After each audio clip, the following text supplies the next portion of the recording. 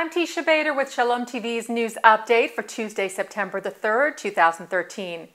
U.S. President Barack Obama said today that he was confident that Congress would vote in favor of military action in Syria. The president had laid out the case for targeted military action against Syrian regime targets as a result of their use of chemical weapons in statements he made on Saturday. The president said that this would not be an open-ended intervention, and that there would be no American troops on the ground, and that he would seek congressional authorization for the use of force. Reuters reports that the president said today that he was confident that Congress would vote in favor of the action, and said the U.S. had a broader plan to help rebels defeat President Bashar Assad's forces. During a meeting with congressional leaders at the White House today, Obama called for a prompt vote on Capitol Hill and reiterated that the U.S. plan would be limited in scope and not repeat the long U.S. wars in Iraq and Afghanistan. This would not be an open-ended intervention. We would not put boots on the ground. Instead, our action would be designed to be limited in duration and scope. But I'm confident we can hold the Assad regime accountable for their use of chemical weapons, deter this kind of behavior, and degrade their capacity to carry it out. And in light of the situation in Syria, the Birmingham, Alabama Federation reports that the Secure Community Network recently sent information to local Jewish federations across the country with a warning to upgrade federation security here in the U.S. in light of a possible U.S. action in Syria, which might then provoke a Syrian response against Israel and possibly Jewish groups throughout the world. Secure Community Network is the National Homeland Security Initiative of the Jewish Federations of North America and the Conference of Presidents of Major American Jewish Organizations. Israel's Ministry of Defense announced that it held a successful joint missile test with the U.S. in the Mediterranean Sea this morning. The drill was conducted by Israel's Ministry of Defense's Administration for the Development of Weapons and Technological Infrastructure. It involved the firing and tracking of a Sparrow-type target missile. The ministry said the experiment tested enhanced capabilities of a new type of target missile from the Sparrow series, adding that Arrow anti-missile defense systems, including radars and a command and control system, were also tested. Israel announced that the testing was done after Russia reported that it detected a ballistic missile launch in the area. Israeli and Palestinian negotiators were expected to have met today for the 6th round of talks since peace negotiations were restarted at the end of July. There was no official confirmation on today's meeting, which is expected as U.S. Secretary of State John Kerry had asked that neither side speak to the media about the renewed talks. But talks reportedly took place in Jerusalem today between Israeli Justice Minister Tzipi Livni and Chief Palestinian negotiator Saeb Erekat. And Israel Radio had quoted senior Palestinian officials Sunday night as saying that Livni and Erekat had also met for a round of talks on Saturday night. The U.S. State Department issued a general statement about the peace talks on Sunday, where spokeswoman Jen Psaki said the negotiations have been serious and U.S. Special Envoy Martin Indyk and his team have been fully briefed on the bilateral talks and also participated in a bilateral negotiating session.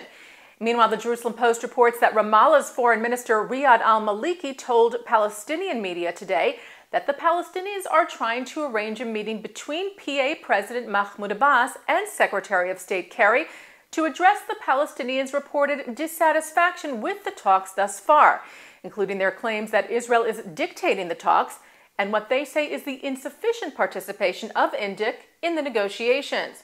According to al-Maliki, the meeting is due to take place in a few days somewhere in Europe. Flights were temporarily halted overnight in Israel after 2 Palestinians drove a stolen truck through the security barrier at Israel's Ben Gurion Airport. At around 3:30 this morning Israel time, a truck plowed through the main checkpoint at the airport and then drove past another barrier and nearly ran over a security guard who fired 4 shots at the truck's wheels. The truck stopped just before one of the terminals and 2 Palestinians got out of the truck and ran.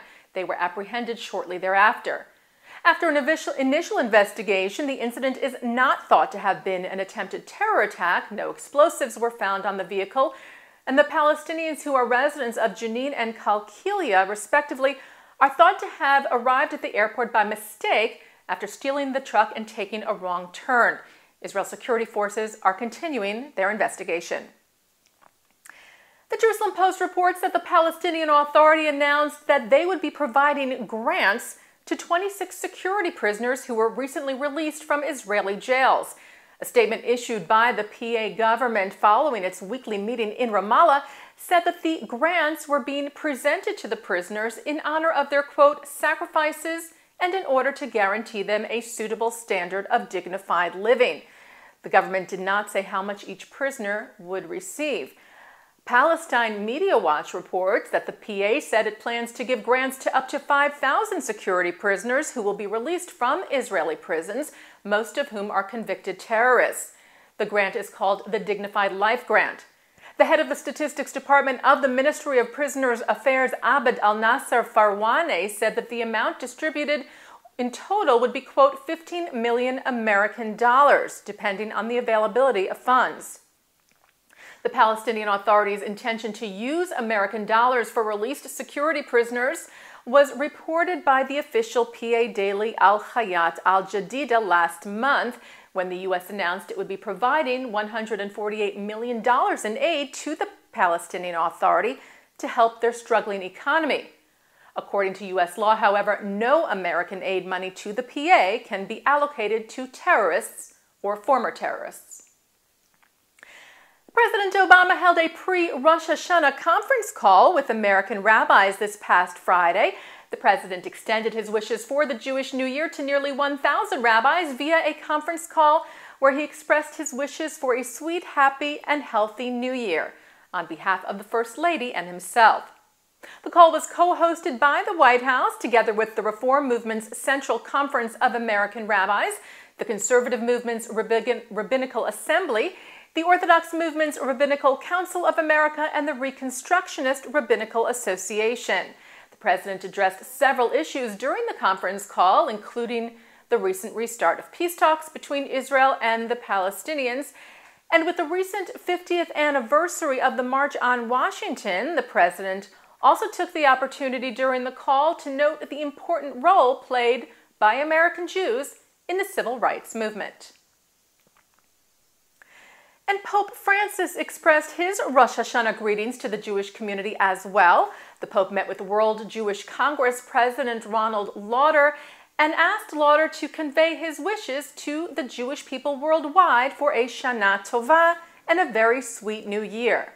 Francis met with Lauder during a private meeting held in the Vatican yesterday, where they discussed several issues, including the current ban on shechita, or ritual slaughter, in Poland, which affects both the Jewish and Muslim communities there. The Pope assigned a church official to investigate the ban. During the meeting, the Pope also reiterated a statement he had made earlier this year that a Christian cannot be an anti-Semite, and he said to be a good Christian, it is necessary to understand Jewish history and traditions. In a statement following the meeting, Ronald Lauder, who was also accompanied by several prominent WJC officials, said that the Pope's, quote, leadership has not only reinvigorated the Catholic Church, but also given a new momentum to relations with Judaism. He said that never in the past 2,000 years have relations between the Catholic Church and the Jewish people been so good. And that's Shalom TV's news update for Tuesday, September the 3rd, 2013. I'm Teisha Bader.